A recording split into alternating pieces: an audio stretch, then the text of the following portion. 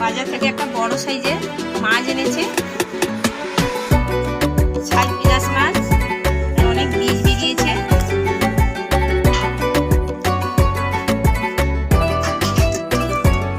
মাছগুলো আজকে আমি একটা রেসিপি করে দেখাবো। মাছগুলোকে ধুয়ে নেব।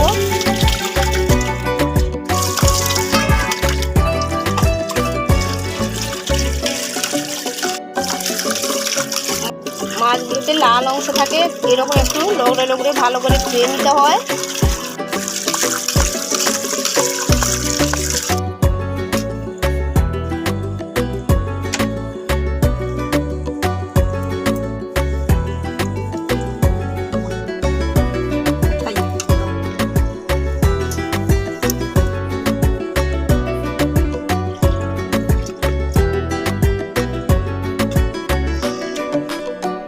বীজগুলোকেও পরিষ্কার করে ধুয়ে নিয়েছি, অনেক পরিমাণে বীজ আছে।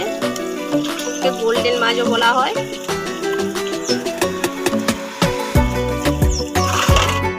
এই কটা মাছ আমি নিয়েছি রেসিপি করার জন্য। এই মাছগুলোকে রেখে দিব। হলুদ গুঁড়া।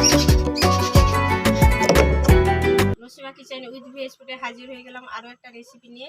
আজকে আমি বানিয়ে দেখাবো দেশি মাছের বাটা মশলা দিয়ে একটা রেসিপি। এই রান্নাটা কিন্তু আমি একটু অন্যরকমভাবে করব। প্লিজ আপনারা পুরো ভিডিওটা দেখুন, আশা করছি আপনাদের ভালো লাগবে। দিয়ে দেবো লবণ,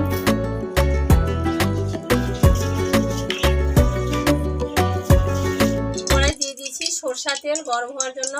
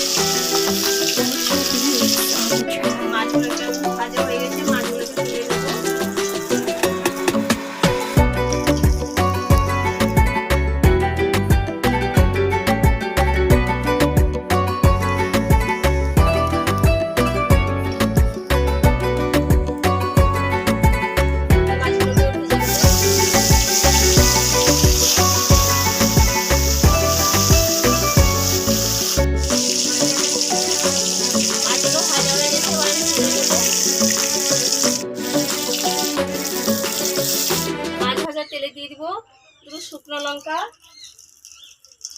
দিয়ে দিব দুটো এলাচ, দিয়ে দিব এক টুকরো তেজপাতা, দিয়ে দিব কালো জিরে।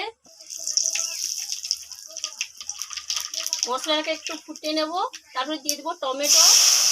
টমেটোটাকে আমি তেলে 3 থেকে 4 মিনিট মতো ভালো করে ভেজে নেব।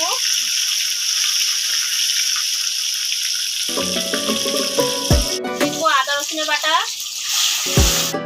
দিয়ে দিব পেঁয়াজ বাটা,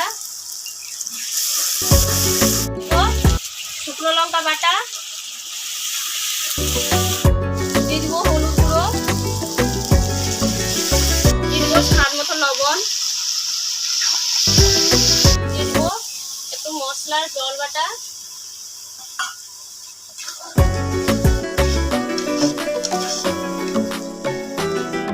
দিয়ে দিব মটরশুঁটি,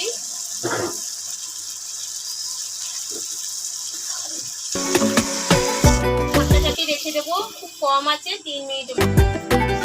3 মিনিট পরে ফিরে এলাম। এবার দিয়ে দেবো জিরা গুঁড়ো। মশলা কষানো ভালোভাবে হয়ে গেছে, তেলও ছেড়ে দিয়েছে। এবার আমি দিয়ে দিব জল। চাপিয়ে রেখে দেবো পুরো 5 মিনিটের মতো। এবার 5 মিনিট পরে ফিরে এলাম। মশলাতে ফুট চলে এসছে। এবার আমি দিয়ে দেবো মাছ।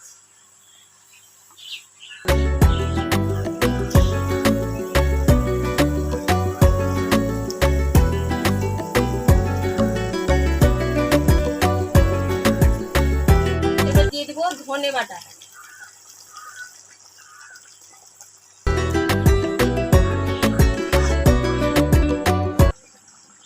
এবার দিয়ে দিব উপর থেকে ধনে পাতা কুচি। এবার উপর থেকে দিয়ে দিব ধনে পাতা কুচি। দিয়ে দিব 1 চিমটি মতো চিনি।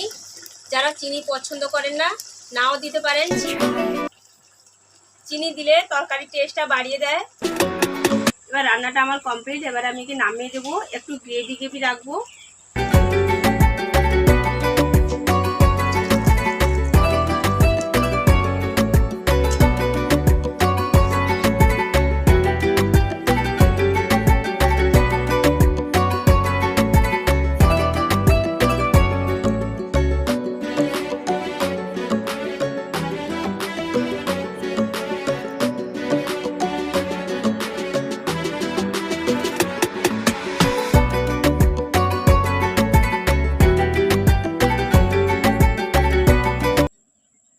মাছের বীজটা এসেছিল, সেই বীজের আমি বড়া বানিয়েছি।